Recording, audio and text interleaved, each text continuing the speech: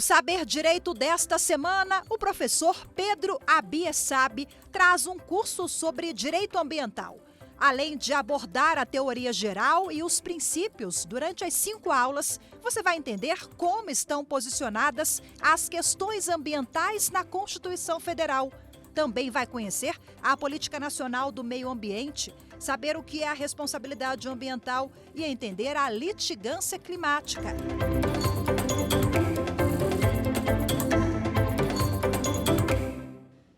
Olá, meus amigos, olá, minhas amigas. Pedro Abiessabe, professor de Direito Ambiental, e nós estamos aqui de volta para a nossa 5ª aula de Direito Ambiental no Saber Direito. Eu gostaria de dizer para vocês que tudo que nós estamos falando aqui nessas aulas, praticamente tudo, é tirado do meu livro Direito Ambiental, escrito junto com o colega promotor de justiça Rafael Kurkowski. Nessa obra nós procuramos trazer não só conhecimentos teóricos, jurisprudenciais, o que tem de mais atual a respeito, como também a nossa experiência no Ministério Público, uma obra que é focada bem em concursos públicos e também exame de OAB, mas que não deixa de servir também para o profissional que está atuando na área. Nós sabemos que hoje o tempo é escasso, então é importante ir direto ao ponto, né? Mas eu não poderia deixar de registrar aqui alguma experiência minha no direito ambiental. Eu vou começar contando uma história do meu concurso público para promotor de justiça. Eu já fui concursando, né? Passei no concurso público, já fui examinador de concurso público e também hoje sou professor, né, na área de preparação, né, professor de direito ambiental em pós-graduação, em cursos preparatórios. E eu sempre digo aos meus alunos que nunca deixem uma questão em branco, né? Então, nas fases dissertativa e na prova oral, então, jamais deixar uma questão em branco. Eu estou trazendo essa história para vocês porque eu imagino que para alguns o direito ambiental não seja fácil, né? Por várias razões, não é fácil estudar o direito ambiental. A primeira delas é que muitas vezes essa disciplina não está nos currículos básicos da graduação. Também parece, às vezes, um direito um pouco distante da prática. Às vezes nós estamos mais acostumados com o direito civil, com o direito penal. Eu estou contando essa história porque, embora eu sempre diga para os meus alunos que a gente nunca deve deixar uma questão em branco, no meu concurso para promotor de justiça, eu só deixei uma questão em branco, em todas as fases. Foi justamente a questão de direito ambiental. Estou contando uma história antiga para vocês e estou me abrindo com vocês. Mas o direito ambiental, eu acabei me apaixonando. Eu passei para promotor de justiça, me tornei promotor de justiça no estado de Rondônia e lá, né, no interior da Amazônia, fui obrigado a aprender o direito ambiental e me apaixonei pelo direito ambiental. Eu conto essa história para vocês porque a gente tem que superar dificuldades, né? Vocês que estão no caminho do exame de ordem, ou estão estudando para concurso público, ou estão às vezes atuando já na vida forense, se defrontando com situações assim bastante desafiadoras, não tenham medo dos desafios, tá? Às vezes a gente não sabe uma questão, mas não quer dizer que a gente não se torne depois um especialista na área. Eu, por exemplo, deixei em branco, a única questão que eu deixei em branco no concurso foi a de direito ambiental. E hoje fiz mestrado, doutorado, sou um professor de direito ambiental, escrevo artigos que até já foram citados pelo STJ, escrevo livros, né? Esse aqui é um deles. Então eu digo para vocês, não desistam dos seus sonhos, sigam sempre em frente, porque essas adversidades são o que nos fazem crescer. E uma observação que eu queria fazer sobre a TV Justiça e o Saber Direito. O Saber Direito é um programa extraordinário, né? Ele coloca um conteúdo jurídico de forma totalmente gratuita para milhares, milhões de pessoas, né? Isso está no YouTube, que é uma verdadeira enciclopédia, um verdadeiro repositório, e o Saber Direito coloca lá um repositório de aulas de grande qualidade à disposição para qualquer um, não só para os estudantes de direito, para o cidadão também, né? O cidadão precisa conhecer as leis Então, essa verdadeira enciclopédia jurídica, que é o Saber Direito, através dos canais aí de vídeo disponíveis para todos, é fantástico. Hoje você pode ter acesso a um material de grande qualidade e muitas vezes a gente não tem condições de pagar um curso, não é verdade? Eu comecei a estudar para concurso público, quando me formei, eu não tinha dinheiro para pagar um cursinho, eu não tinha dinheiro nem para comprar livros, estudava com livros emprestados, livros que eu conseguia, alguma coisa que a gente tirava xerox, enfim, eu não tinha dinheiro para pagar o curso preparatório. Depois eu fui passando em concursos e aí tive dinheiro para fazer cursinho, tive dinheiro para comprar livros, mas no começo eu não tinha. Então, está aí para você o Saber Direito, que é uma ferramenta extraordinária. Eu não poderia deixar de estar aqui e manifestar a minha grande admiração por esse fantástico trabalho da TV Justiça em prol da cultura e do ensino jurídico. Tá? E para vocês, desde logo eu quero que vocês sigam os sonhos de vocês, não desistam, tá? Vão sempre em frente e mais para frente a gente se coloca sempre à disposição, né? Seja pelos canais aqui do Saber Direito, seja pelos canais de redes sociais, eu me coloco à inteira disposição de vocês para contribuir, tirando dúvidas, com indicações de bibliografia, de obras. Gostaria de ler algo sobre isso, estou escrevendo um artigo, gostaria de uma indicação de fonte bibliográfica, estou com uma dúvida, críticas, sugestões, tudo é bem-vindo. Tá? Estamos aqui para ajudar, esse é o espírito do serviço público, né? Ajudar a sociedade. Mas vamos agora entrar ao nosso tema da quinta aula, tema dos mais relevantes, dos mais atuais, mudanças climáticas, o direito das mudanças climáticas, um ramo que está ganhando muita força. Alguns dizem que ele pode vir até a se tornar um ramo autônomo. Vocês sabem, né, que o direito ambiental, ele meio que se desmembrou do direito administrativo. Né? Lá no princípio, antes da Lei de Política Nacional do Meio Ambiente, não existia o direito ambiental como uma disciplina autônoma. O direito ambiental ele foi se desmembrando, né, e surgiu como um microssistema próprio, mas ele veio do direito administrativo. E nós temos, hoje, outras disciplinas surgindo. O direito dos desastres é um ramo muito recente da ciência jurídica que se desmembrou de várias áreas, né? Um pouco do direito administrativo, um pouco do direito ambiental, um pouco do direito tributário e surgiu o direito dos desastres. Temos também o direito animal ganhando força, né? O direito dos animais pode eventualmente se tornar uma disciplina autônoma. Mas vamos agora focar no direito das mudanças climáticas. Todos conhecem, já ouviram falar do fenômeno do aquecimento global, que, de uma forma mais precisa, do ponto de vista técnico, é conhecido como fenômeno das mudanças climáticas. Esse é um assunto que já é falado há mais de 20 anos. Durante muito tempo, houve quem negasse o aquecimento global, mas no direito ele sempre foi aceito. Esse é um tema que veio do direito internacional para o direito interno, como muitos temas de direito ambiental. E aqui é importante nós lembrarmos de uma coisa: todos os tratados de direitos humanos, segundo o STF, têm status supralegal. Agora é importante, não, vamos evitar uma confusão. Não existem os tratados de direitos humanos aprovados segundo aquele modo específico previsto no artigo 5º da Constituição, né? Aqueles tratados aprovados na forma do artigo 5º da Constituição, eles vão integrar o bloco de constitucionalidade. Já existem alguns tratados aprovados dessa forma. Para os tratados de direitos humanos que não integram o bloco de constitucionalidade previsto no artigo 5º, aqueles tratados que simplesmente são assinados e ratificados e incorporados por decreto no nosso ordenamento, esses tratados de direitos humanos são tratados com status supralegal. Mas, professor, quais as consequências de um tratado com status supralegal? Meus amigos, minhas amigas, quando o status é supralegal, ele está acima da legislação ordinária e abaixo apenas da Constituição. Perfeito?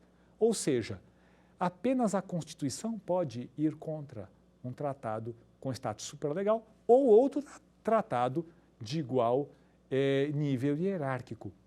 Dessa forma, uma lei ordinária não pode derrogar, não pode ir contra um tratado com status supralegal. Também não podemos ter qualquer ato normativo que contrarie esse tratado. Por que nós estamos fazendo essa observação? Porque os tratados envolvendo as mudanças climáticas são todos tratados de direitos humanos, né? Tudo que versa sobre o meio ambiente se insere no contexto dos tratados de direitos humanos e, portanto, tem status supralegal. Dessa forma, nós temos que esses documentos vão ter grande aplicação. Ainda não são tão aplicados por desconhecimento de muitos operadores do direito, mas nós já temos um crescimento exponencial dessa matéria, inclusive porque ela está sob júdice em vários casos importantíssimos no Supremo Tribunal Federal e já temos até julgados a respeito. Nós vamos começar falando aqui das mudanças climáticas no contexto global, né? Ou seja, o que são as mudanças climáticas?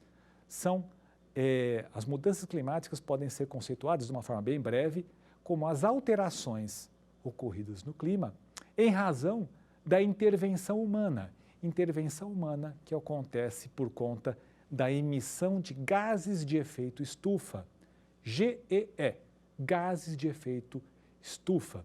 São os gases que na atmosfera vão concentrar calor. Esse calor vai produzir um aquecimento do planeta, por isso chamado aquecimento global.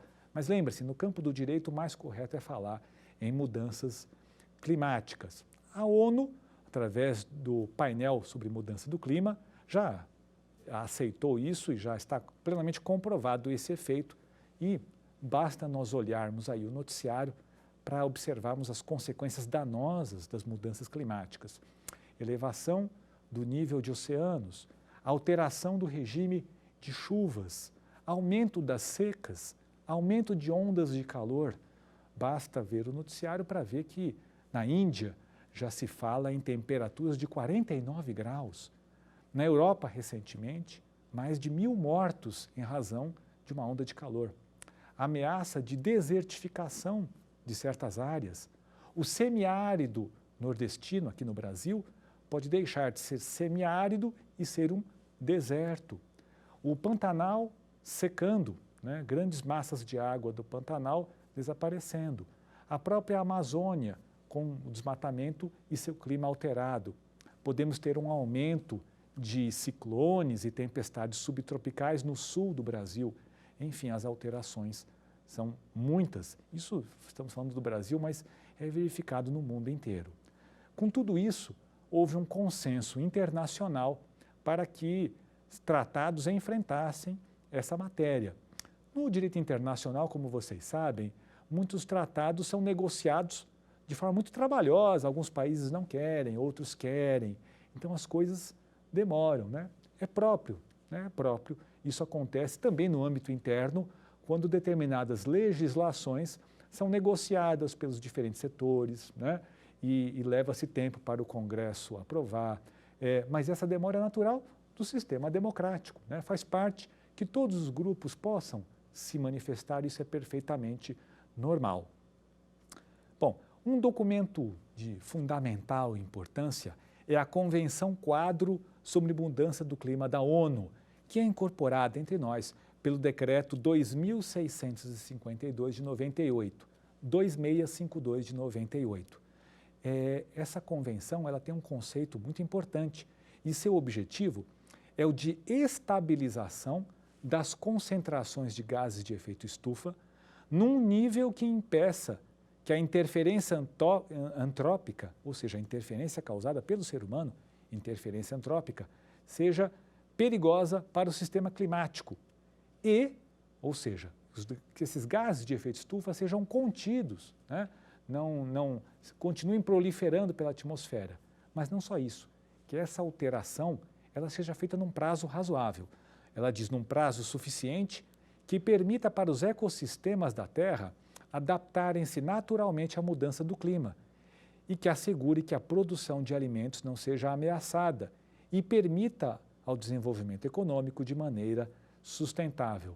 Chegamos num ponto, meus amigos, minhas amigas, que até mesmo a produção de alimentos está ameaçada. Basta ver aí inúmeros itens alimentícios que no mundo inteiro estão tendo um aumento absurdo de preços, né? Existe uma sequência de tratados e após esse, um tratado muito importante é o Acordo de Paris sobre o clima. Esse Acordo de Paris ele é incorporado entre nós pelo Decreto 9.073 de 2017, 9073 de 2017. O Acordo de Paris ele já fixa uma meta. A temperatura não deve subir mais de 2 graus. O aumento de temperatura deve ficar abaixo de 2 graus e, se possível, abaixo de 1,5 grau.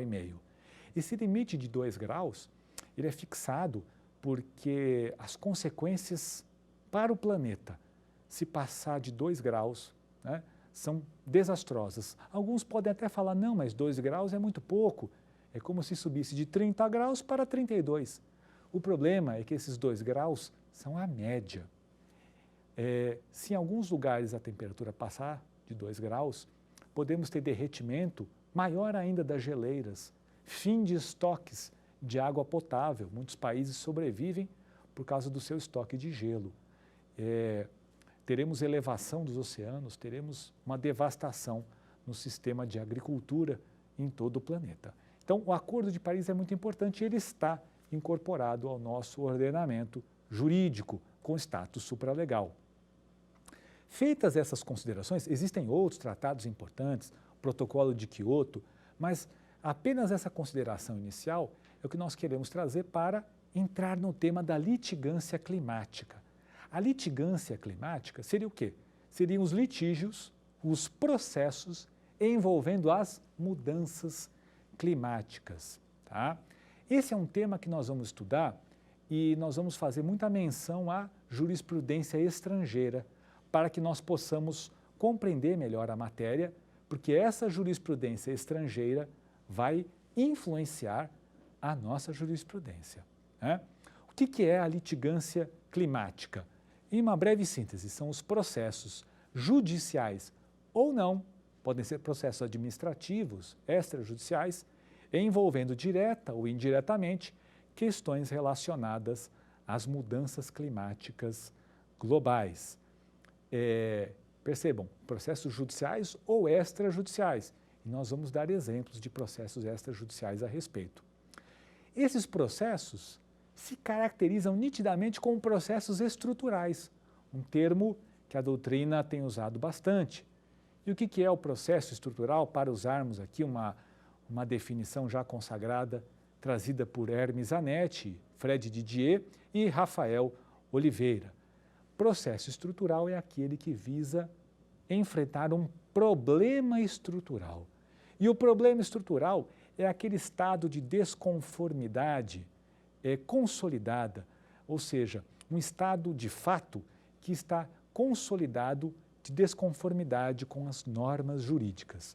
Vamos ver a definição deles?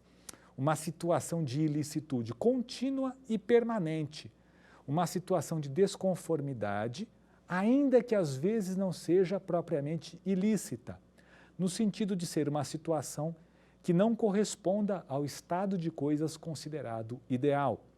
Como quer que seja, o problema estrutural se configura a partir de um estado de coisas que necessita de reorganização. Ou seja, nós temos aqui uma situação que está longe da ideal, e embora às vezes nem chegue a ser ilícita, mas que necessita de reorganização. Essa reorganização pode se dar através da interferência dos órgãos de Estado. Importante, nem sempre serão órgãos jurisdicionais. Às vezes a situação pode ser resolvida extrajudicialmente. Aliás, é bom que seja resolvida extrajudicialmente, né? O judiciário deve ser não a primeira opção para a resolução de conflitos, não é mesmo? Vamos agora falar de alguns casos da jurisprudência estrangeira, que já é muito farta, para que possamos depois tentar aplicar alguns desses conceitos aqui no Brasil. Ora, alguns podem dizer, mas estudar jurisprudência estrangeira, será que isso é útil? No mundo globalizado, não só é útil, como é necessário. Cada vez mais estudamos julgados de tribunais dos Estados Unidos, da Alemanha, da França, da Inglaterra. Enfim, a tendência hoje no mundo globalizado e de fácil comunicação, com acesso pela internet, é de nós estudarmos doutrina estrangeira, jurisprudência estrangeira, tratados internacionais, né? Essa é a realidade atual. E não se estranhem de muitas vezes observarem precedentes dos nossos tribunais citando doutrina estrangeira, jurisprudência estrangeira. Importante não confundir. Às vezes temos a citação de jurisprudência estrangeira, ou seja, de um tribunal estrangeiro, de um tribunal de outro país. E temos também o estudo de jurisprudência de cortes internacionais, dos tribunais internacionais. Aqui nós vamos falar de casos da jurisprudência estrangeira. E nós vamos começar com um caso considerado o primeiro relevante do planeta, né? O primeiro assim que realmente teve um impacto, que é Fundação Urgenda contra Holanda. Urgenda é uma associação, uma ONG, de finalidade de defesa ambiental. E ela entrou com uma ação no judiciário holandês contra o governo da Holanda. Essa ação continha vários pedidos, entre eles o de uma política de combate às mudanças climáticas mais contundente por parte do governo holandês, inclusive com metas mais ousadas de defesa do clima. Perceba uma coisa, o governo holandês já tinha uma política de combate às mudanças climáticas, mas essa ONG, Urgenda, achou que a política era insuficiente e entrou com a ação. O processo é extremamente interessante porque a Fundação Urgenda acabou obtendo a vitória no judiciário e o governo holandês foi obrigado a adotar essas medidas. Muito interessante, o que o governo holandês adotou? Vejam só, princípio da separação dos poderes, uma alegação que é muito comum nós vermos órgãos estatais, né, dos mais diferentes níveis, federal, estadual, municipal, alegando também aqui no Brasil, um argumento que já foi enfrentado pelo STF aqui, não é mesmo? O que o governo holandês alegou, dentre várias alegações, ele fundamentou sua defesa no princípio da separação dos poderes. Segundo o governo holandês, esse princípio seria violado se o judiciário interferisse numa política pública do Poder Executivo. E o judiciário da Holanda recusou esse argumento, disse que, no caso da violação de direitos fundamentais, né, como é o caso do direito ao clima, o judiciário pode sim intervir. Muito interessante nós estudarmos e vermos que os problemas de outros países não são muito diferentes dos nossos. E estamos falando aqui da Holanda, um país bastante desenvolvido econômica e socialmente, né?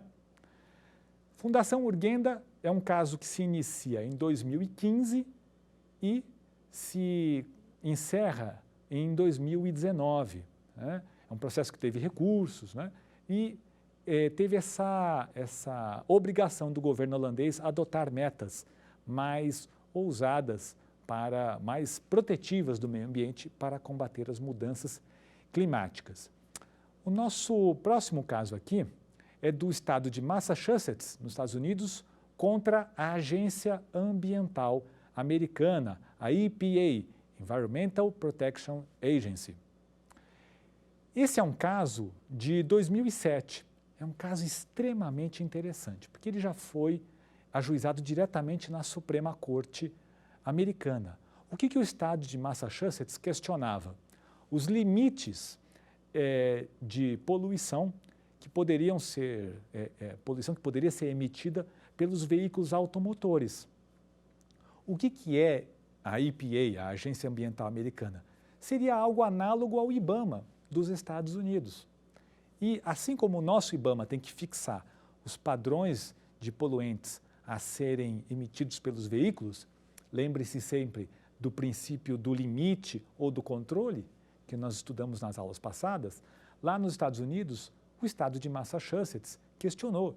Ele disse que os limites ali fixados nos Estados Unidos eram insuficientes e nós sabemos que a frota americana de veículos é muito grande.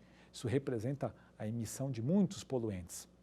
E a Suprema Corte, numa decisão clássica, por um placar apertado, 5-4, deu ganho de causa a Massachusetts, obrigando a fixação de limites mais rígidos para a emissão de poluentes.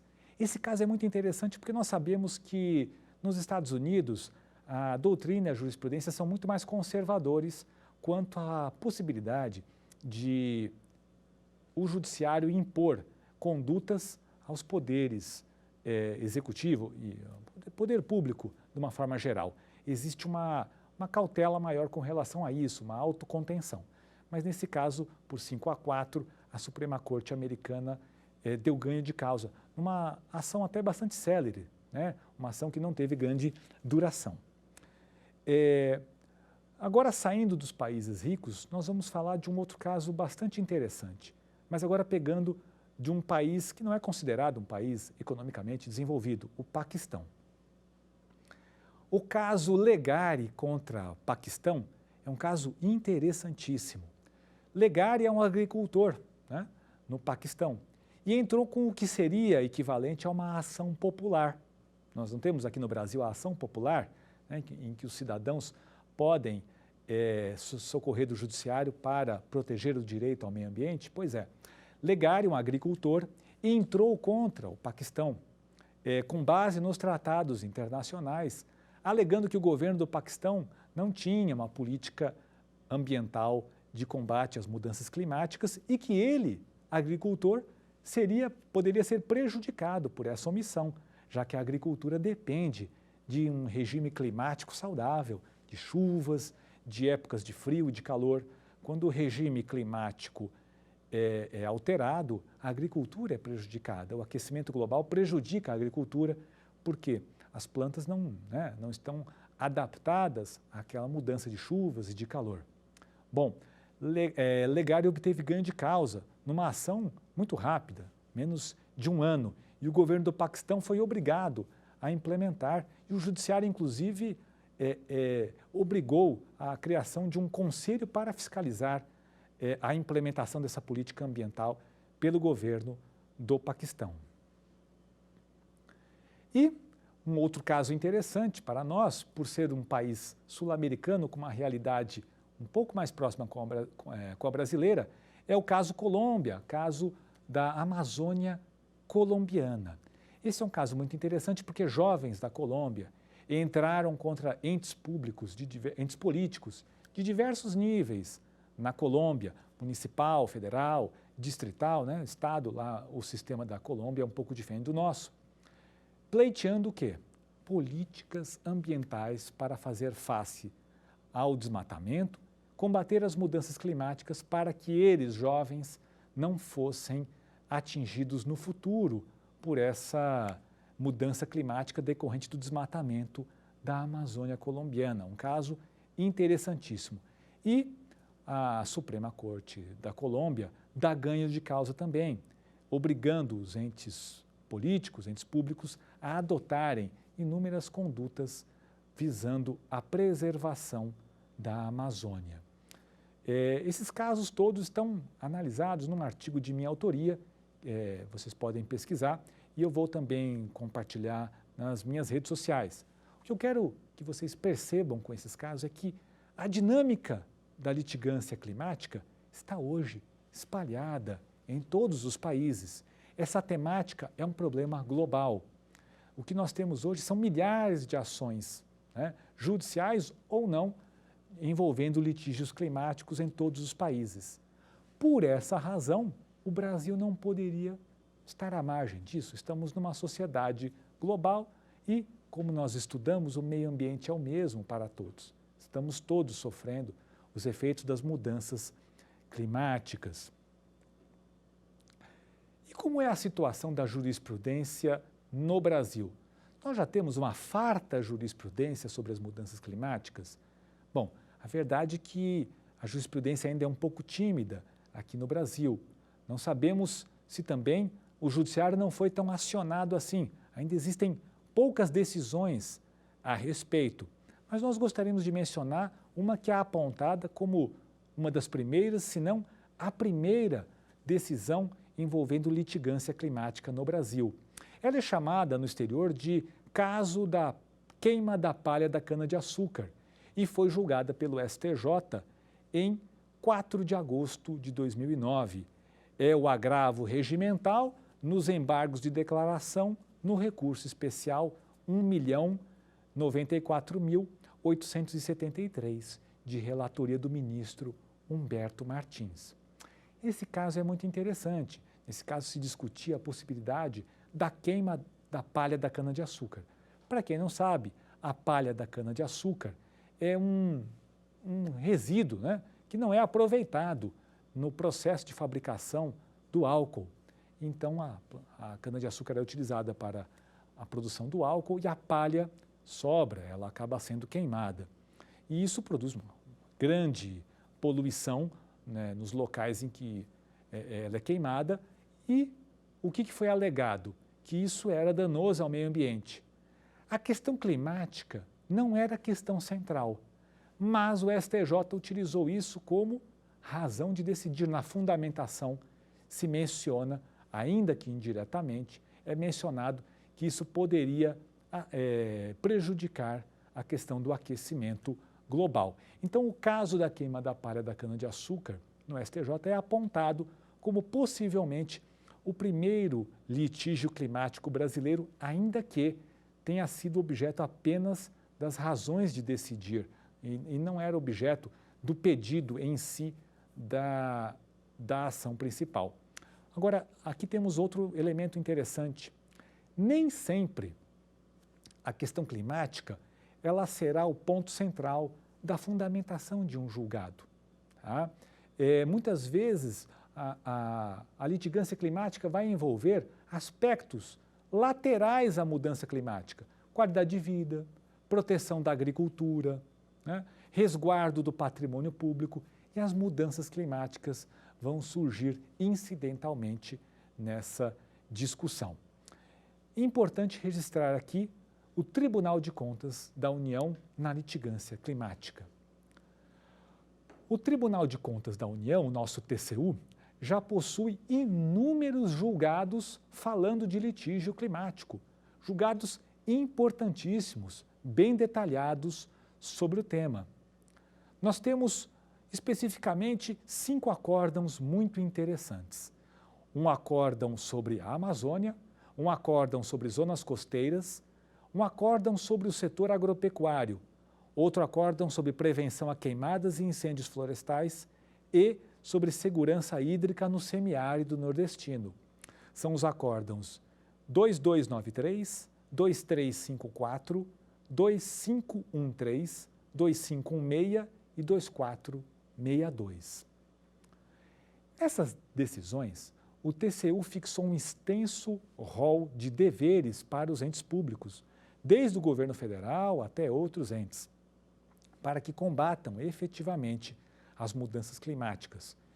Este exemplo do Tribunal de Contas da União é muito interessante para nos mostrar que nem sempre o litígio climático vai tramitar no Poder Judiciário. Muitas vezes vamos ter a solução desses problemas em outras esferas. Vamos dar um exemplo de outras? O Ministério Público pode eventualmente instaurar um inquérito civil. O inquérito civil é previsto na Lei da Ação Civil Pública. E, no bojo desse inquérito civil, que visa colher elementos de informação sobre a violação de direitos difusos, pode eventualmente ser celebrado um termo de ajustamento de conduta, conhecido como TAC, que é um acordo de natureza extrajudicial, no qual supostos infratores podem se comprometer a adequar suas condutas à lei. Seria mais um exemplo de litigância climática resolvida extrajudicialmente. Além disso, temos inúmeros outros instrumentos de solução de conflitos à margem do judiciário, a exemplo de mediação e arbitragem. O importante é nós termos noção de que o litígio climático pode ou não ocorrer no judiciário e a sociedade deve também aprender a negociar e buscar eventualmente a solução extrajudicial do conflito. Nós não poderíamos deixar de registrar aqui uma decisão recentíssima e de grande importância para o direito brasileiro. Podemos dizer que é o primeiro acórdão do Supremo Tribunal Federal que trata especificamente sobre as mudanças climáticas. Um acórdão do STF que pode ser qualificado legitimamente como caso judicial de litigância climática. Estamos falando da arguição para descumprimento de preceito fundamental 708, que trata do Fundo Clima. Do que trata essa ação? Partidos políticos entraram com essa ADPF, alegando que o governo federal não vem adotando políticas de combate às mudanças climáticas.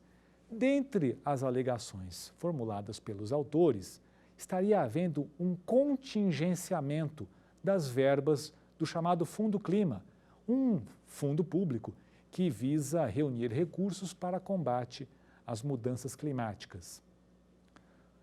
O contingenciamento de verbas é algo comum, às vezes, para que os diversos níveis de governo possam fazer caixa e conter suas despesas.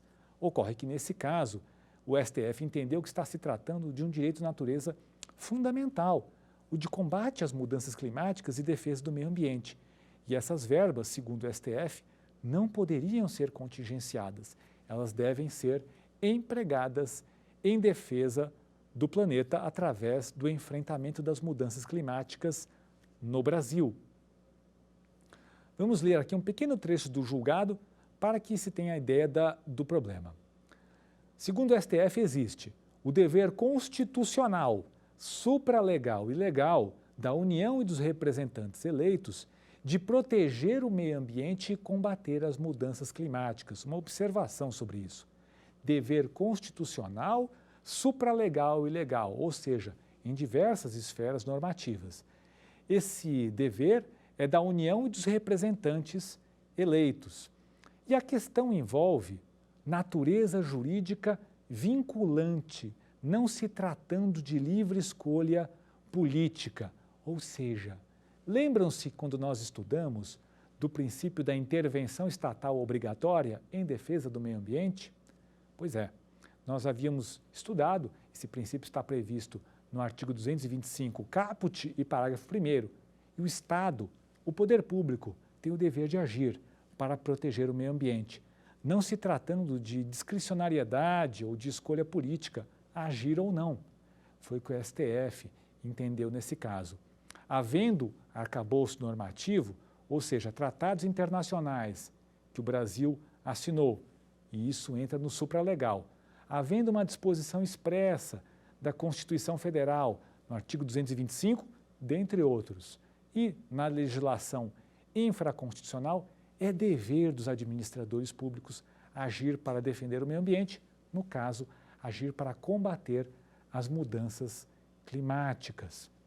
Portanto, o que o STF decidiu? Que a determinação, ele emitiu uma determinação para que os entes públicos se abstenham de omissões na operacionalização do Fundo Clima. Vamos atenção à tese fixada no julgado. O Poder Executivo tem o dever constitucional de fazer funcionar e, além disso, alocar anualmente os recursos do Fundo Clima para fins de mitigação de mudanças climáticas, estando vedado o seu contingenciamento, ou seja, não é possível, é vedado que sejam contingenciadas, que sejam retidas essas verbas. Essas verbas devem ser usadas para combater as mudanças climáticas. É vedado o contingenciamento em razão do dever constitucional de tutela do meio ambiente, artigo 225 da Constituição Federal, e de direitos e compromissos assumidos internacionalmente pelo Brasil, artigo 5º, parágrafo 2º da Constituição. O que o STF entendeu, meus amigos e minhas amigas, nesse julgado muito relevante, cuja ementa deve ser lida, e que é um julgado agora de 2022, é que o administrador público não tem a discricionariedade de não atuar no combate às mudanças climáticas. No caso aqui, não pode haver contingenciamento dos recursos do Fundo Clima. Agora, esse pode ser dito sem sombra de dúvidas, que é o primeiro julgado especificamente sobre litigância climática no Supremo Tribunal Federal, um julgado que é específico e não menciona a questão indiretamente ou lateralmente. Esse julgado é um balizador, um divisor de águas e vai ter reflexo nas jurisprudências dos outros tribunais. O que nós vamos ver agora, a partir desse momento, é que outras ações que já tramitam no STF e já estão se aproximando do seu julgamento, tendem a abordar também a questão da litigância climática. Com o STF acolhendo essas teses, possivelmente outros tribunais também o farão. Esse tema vai ganhar muito um reforço em sua importância. E outras áreas do combate às mudanças climáticas vão se abrir. Um dos campos mais importantes para o combate às mudanças climáticas é o do licenciamento ambiental. No licenciamento ambiental, nós vamos observar a tendência de todas as atividades potencialmente degradadoras terem, na sua avaliação de viabilidade ambiental, ser aferido também o grau de impacto nas mudanças climáticas. Vamos dar um exemplo prático disso? Muitas vezes, quando uma indústria se instalava na margem de um rio, para usar o exemplo que já falamos em outras aulas, essa indústria retirava a água e devolvia a água contaminada, o licenciamento ambiental ia avaliar a qualidade da água devolvida e, eventualmente, algum impacto disso para a fauna aquática. Mas agora a tendência é que o licenciamento comece a avaliar cada vez mais o impacto das mudanças climáticas. Ou seja, aquela fábrica está emitindo gases de efeito estufa, isso vai ser a tendência do nosso direito para os próximos anos. Todo e qualquer licenciamento ambiental vai caminhar para isso. Talvez não imediatamente, mas gradualmente esse questionamento se fará. Já existem muitas investigações a respeito de casos em que a pegada ecológica em termos de mudanças climáticas está sendo aferida. Exemplo, transporte, mobilidade, agricultura, são atividades humanas que precisam ter o seu impacto em termos de emissão de gases de efeito estufa avaliado, chamados GEE. A nossa sociedade está mudando muito porque ela precisa fazer face ao desafio do aquecimento global. Com essas considerações, nós encerramos o tema das mudanças climáticas, em especial da litigância climática, um tema que está ganhando muita importância no atual momento. Nós gostaríamos agora de passar para o nosso quiz.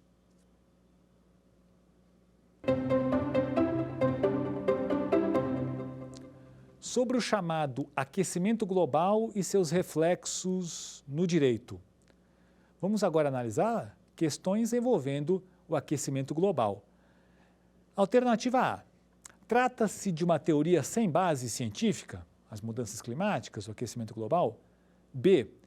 O aquecimento global já foi comprovado, porém ainda não existem mecanismos jurídicos para enfrentar o problema? C. As chamadas mudanças climáticas são comprovadas cientificamente e existem mecanismos, tanto no direito internacional como no ordenamento interno, para enfrentar o problema? D. A Terra aquece naturalmente e, portanto, o direito não deve se preocupar com isso. Vamos responder? Você já saberia a resposta? C, né, meus amigos, minhas amigas? A não é, né? A teoria tem total base científica, já é acolhida pela ONU e pelo painel científico que ela criou. B, o aquecimento global realmente já foi comprovado e já existem sim mecanismos jurídicos para enfrentar o problema, mecanismos jurídicos de ordem internacional e nacional. C, as chamadas mudanças climáticas são comprovadas cientificamente E existem mecanismos, tanto no direito internacional como no ordenamento interno, para enfrentar o problema. Sim, está correta. E D, a Terra aquece naturalmente, portanto o direito não deve se preocupar com isso. Não, essa alternativa é falsa. A jurisprudência estrangeira sobre mudanças climáticas. Alternativa A, ainda não existe, pois o tema é muito novo. B, existem poucas decisões a respeito e não possuem grande relevância prática. Ou C, há farta jurisprudência estrangeira, mas sem utilidade prática no Brasil. E D, há farta jurisprudência estrangeira com grande importância para o Brasil, seja como fonte de estudo, seja pela aplicabilidade em decorrência do chamado diálogo das cortes. Vamos responder? Você já sabe a resposta? É D. Existe jurisprudência, sim, estrangeira, apesar do tema ser novo. Então, a alternativa A não está correta. A jurisprudência é bastante farta a respeito. Existem catalogadas mais de 300 decisões em tribunais estrangeiros sobre o tema. B. Existem poucas decisões a respeito e não possuem grande relevância prática. Não, a relevância é imensa. E aqui nós examinamos algumas decisões que possuem muitos pontos de contato com a realidade brasileira. C. Há farta jurisprudência estrangeira, mas sem utilidade prática no Brasil. Não, existe utilidade prática sim, porque estamos num mundo globalizado e cada vez mais nós vamos estudar jurisprudência estrangeira e os tratados internacionais e a própria jurisprudência internacional. E a D é a correta. Existe farta jurisprudência estrangeira com grande importância para o Brasil, seja como fonte de estudo, seja pela aplicabilidade em decorrência do chamado diálogo das cortes. E aqui uma observação sobre o diálogo das cortes, né? O que é o diálogo das cortes? É o fenômeno de fertilização cruzada, ou seja, de influência entre as diversas cortes estrangeiras, né? Nós temos decisões de tribunais estrangeiros influenciando o Brasil e vice-versa. Temos, por exemplo, decisões da Suprema Corte americana que são citadas pelo STF. E nós vamos ter, em vários casos, a jurisprudência se influenciando reciprocamente. Esse é o diálogo das cortes. Vamos passar para a próxima questão.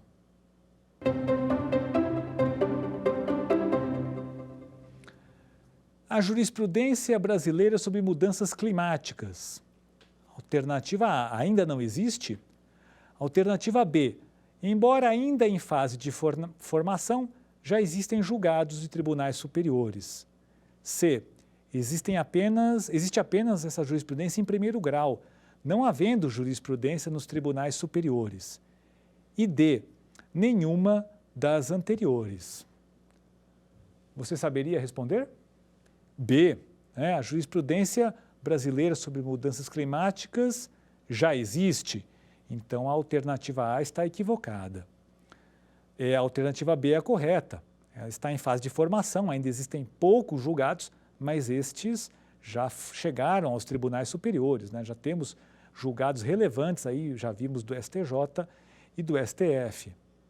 C, está equivocada porque ela não existe apenas em primeiro grau, né? Ela já existe nos tribunais superiores e também, como temos a B correta, a alternativa D de dado está equivocada. Bom, meus amigos, minhas amigas, nós vimos aqui as principais linhas do tema litigância climática. A litigância climática, ela pode ter por objeto diversos pedidos, por exemplo, obrigação de fazer, obrigação de não fazer. A obrigação de fazer seria a de implementação de políticas públicas. A obrigação de não fazer, por exemplo, que determinado setor se abstenha da emissão de gases de efeito estufa. Ela pode ter também objeto declaratório. Pode-se, por exemplo, declarar a inconstitucionalidade ou a invalidade de uma determinada norma que seja contrária ao combate às mudanças climáticas. Enfim, o pedido de uma ação da litigância climática, de uma ação climática, pode ser qualquer um admitido na legislação civil. E os legitimados? Nós já vimos, legitimados podemos ter desde a ação popular até através da ação civil pública, como do processo de controle concentrado de constitucionalidade, já no STF. Vimos também que esse é um tema de muita importância no direito mundial, no direito estrangeiro, já chegou aos tribunais internacionais e hoje o tema está na ordem do dia aqui no Brasil. O STF proferiu um julgado importantíssimo recentemente na DPF 708 e hoje tramitam outras ações importantes que estão se aproximando de fase de julgamento pela nossa Suprema Corte. E esse é um tema que só tende a ganhar importância diante da situação chamada de emergência ambiental que está assolando o planeta. O que seria uma situação de emergência ambiental? É uma situação em que o bem jurídico ambiental está realmente ameaçado a nível global, cabendo a todos os países adotarem as providências que lhe competem. O Brasil é subscritor de todos esses tratados de combate às mudanças climáticas e não poderia ficar de fora desse contexto. Foi uma grande honra estar com vocês, examinando nessas 5 aulas ao longo dessa semana os principais tópicos do direito ambiental brasileiro. Eu sempre gosto de dizer que o direito ambiental está em permanente evolução. Nós não podemos parar de estudá-lo, assim como outros ramos do direito. As mudanças são cada vez mais rápidas e nós não podemos ficar à margem disso. Acompanhar a jurisprudência dos tribunais superiores, o STJ e o STF, através dos informativos, é obrigatório hoje para o estudante, para o concurseiro, concurseira e para qualquer profissional da área jurídica. Eu me coloco sempre à disposição de todos vocês, seja através dos canais de comunicação aqui, seja através das redes sociais, para tirar dúvidas, esclarecimentos, críticas e sugestões. Uma grande honra estar aqui na TV Justiça no Saber Direito. E como eu digo sempre, a aula acaba, mas a amizade continua. Muito obrigado. Quer dar alguma sugestão de tema para os cursos do Saber Direito? Mande um e-mail para a gente, saberdireito@stf.jus.br ou entre em contato pelo WhatsApp. O número é esse que aparece na sua tela. Você também pode estudar pela internet. Acesse o nosso site tvjustiça.jus.br ou pode rever as aulas no canal do YouTube TV Justiça Oficial.